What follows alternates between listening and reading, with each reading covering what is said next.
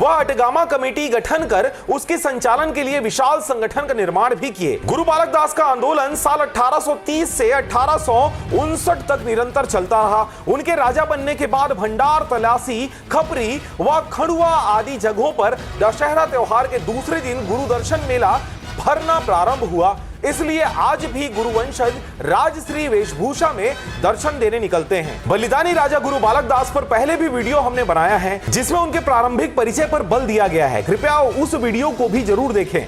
Description में link मिल जाएगा और चैनल को सब्सक्राइब कर लें ताकि सच्चाई की आवाज आप तक जरूर पहुंच सके। इस प्रथा को बालक दास ने ही प्रारंभ किया था जिसमें आत्मरक्षा व सामाजिक संरचना के रक्षा के लिए हथियार धारण करके गुरुवंशज निकलते थे, जो राजा बनने के बाद उन्हें अधिकार भी मिला हुआ था।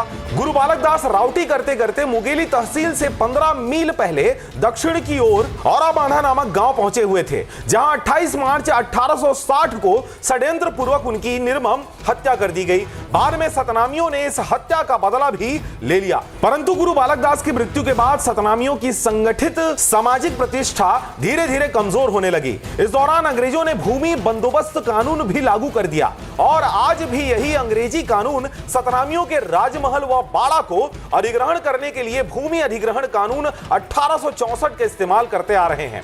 आज स्थिति यह है कि 1882 की संपत्ति अंतरण अधिग्रहण लागू करके जमीन व संपत्ति को कब्जा कर रहे हैं। भूमि रिकॉर्ड छल कपट के साथ उलझे हुए हैं जिनमें वह तमाम महत्वपूर्ण नाम दर्ज नहीं है जो दशकों से जमीन में कृषि व महल में काबिज थे। जिनके नाम भूमि में दर्ज हैं उनके नाम मात्र मुआवजा व आनन फानन में उजाड़ दिया गया। उस समय कानून उनका था, शासन व्यवस्था उनकी थी, साहूकार उनका था, अब कागजात भी उनके नाम हैं। फिर कोर्ट किसको न्याय देगा?